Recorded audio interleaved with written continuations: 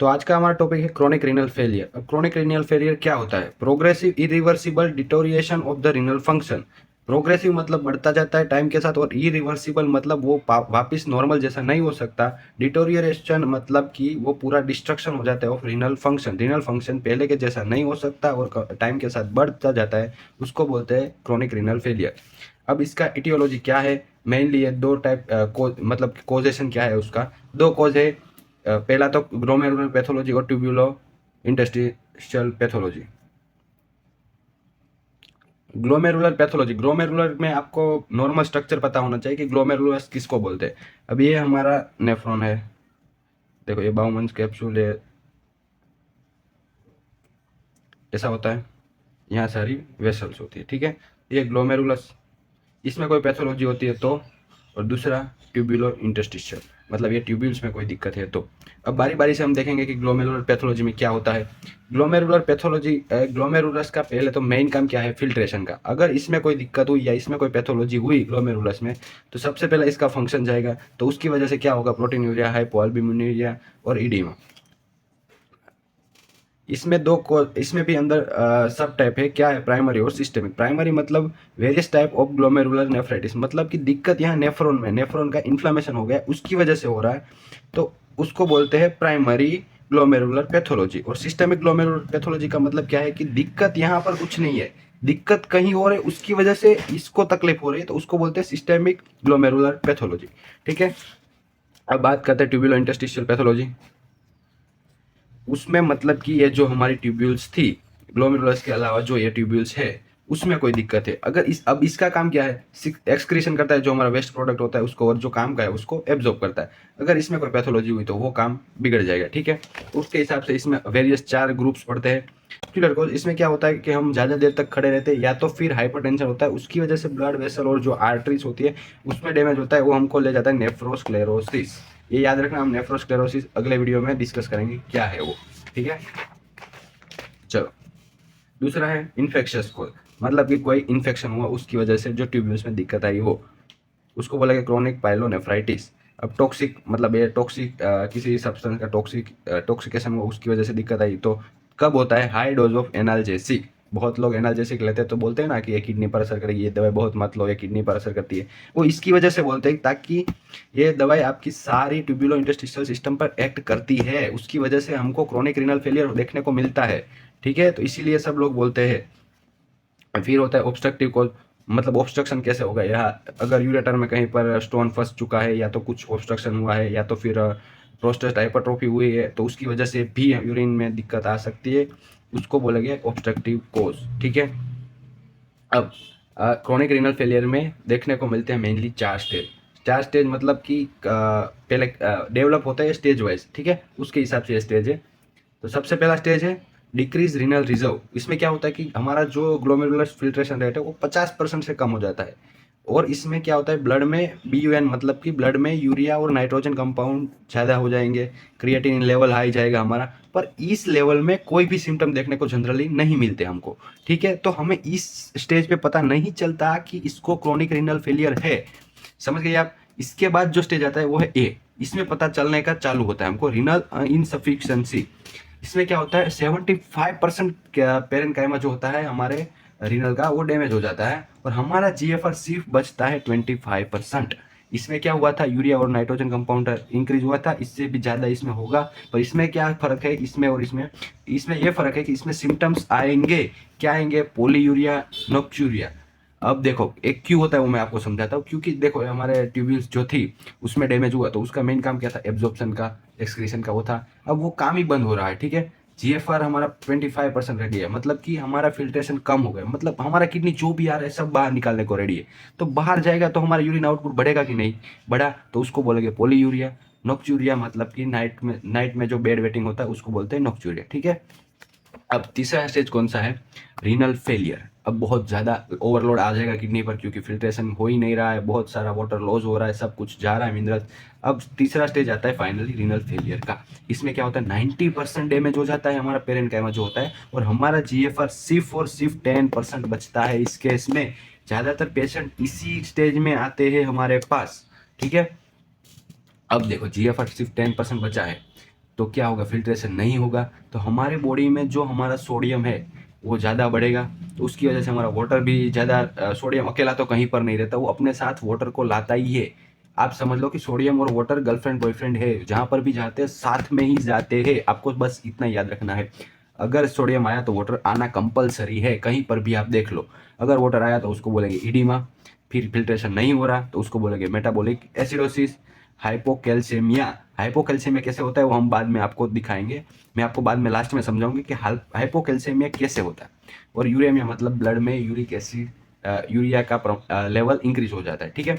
ये है renal failures वाला स्टेज। इसमें क्या होता है, 90% डैमेज होता है पेरेन्काइमा, 10% हमारा जीएफआर बचता है, उसकी वजह से इडीमा, मेटाबॉलिक एसिडोसिस, हाइपोकैल्सेमिया और यूरेमिया जैसे सिम्टम्स देखने को मिलते हैं, ठीक है। अब आता है चौथा, एंड स्टेज ऑफ किडनी, मतलब पूरा किडनी डैमेज खत्म होने वाला है, 5% जीएफआर सिर्फ बचता है इसमें। अब आते हैं हम क्लिनिकल फीचर, मतलब कि हमें सिम्टम्स क्या देखने को मिलेंगे। अब प्राइमरी यूरेमिक मैनिफेस्टेशन, अब प्राइमरी यूरेमिक मैनिफेस्टेशन में क्या था, उसमें क्या हो रहा था कि हमारा जो क्या बोलते हैं उसको, ग्लोमेरुलस था वो डैमेज हो रहा था, उसकी वजह से फिल्ट्रेशन वो प्रॉपर नहीं हो रहा था, उसकी वजह से होगा मेटाबॉलिक एसिडोसिस।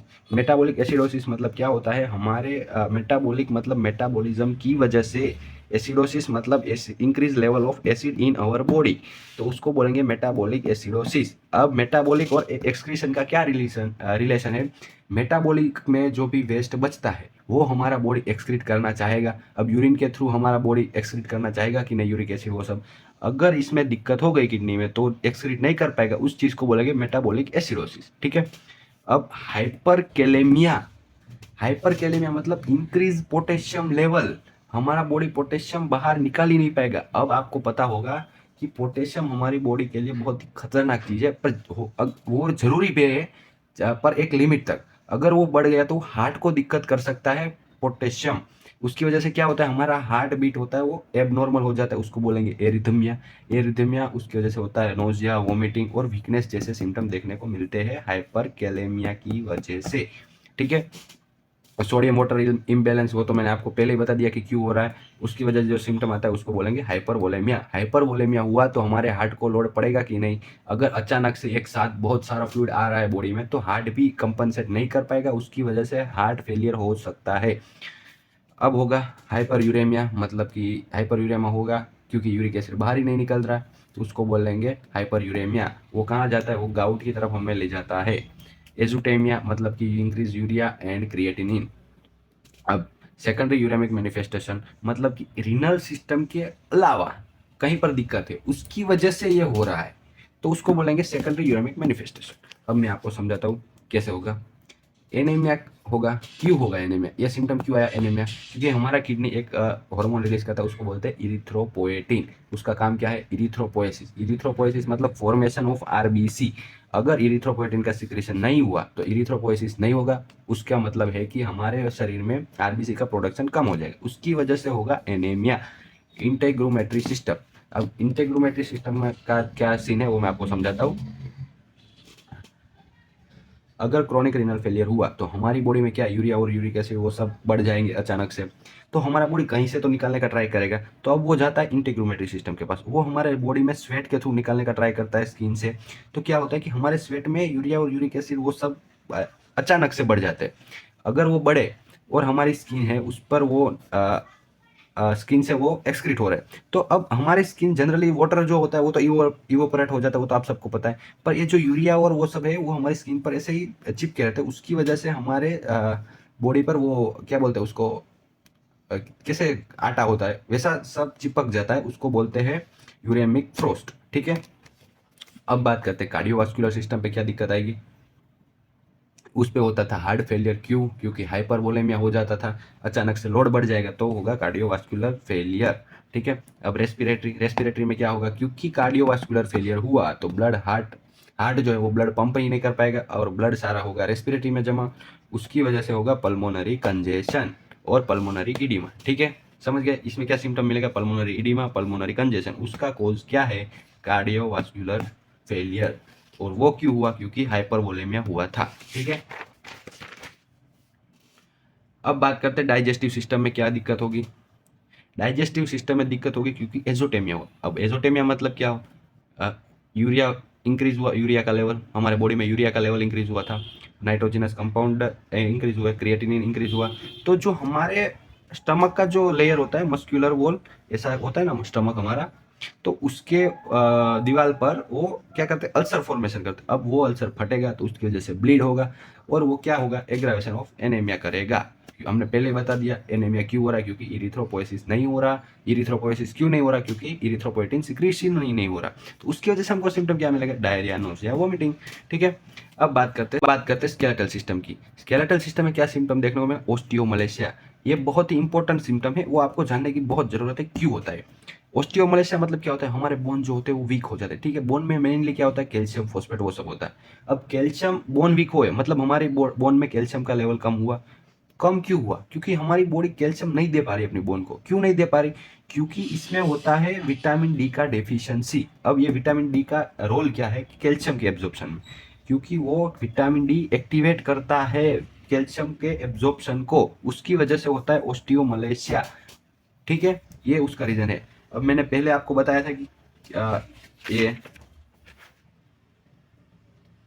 हाइपोकैल्सियमिया कैसे होता है। हाइपोकैल्सियमिया कैसे होता है, देखो, सबसे पहले क्रोनिक रीनल फेलियर में क्या होता है, हमारा जीएफआर कम हो जाता है। जीएफआर कम हुआ तो हमारी बॉडी में बाहर जो एक्स्ट्रा सेलुलर फ्लूइड है उसमें फॉस्फेट का लेवल इंक्रीज होगा और कैल्शियम का लेवल सिंपली डिक्रीज होगा। अब वो जाके एक्टिवेट करता है डायरेक्टली पैराथॉर्मोन को। पैराथॉर्मोन क्या करेगा, बोन से सारा कैल्शियम निकालेगा और उसको डिपॉजिट करेगा ब्लड में। ठीक है, उसकी वजह से होगा हाइपोकैल्सेमिया। समझ गए आप, बस ये सिंपल सा रीजन है। तो आज हमने बात की क्रोनिक रीनल फेलियर के बारे में। क्रोनिक रीनल फेलियर क्या है,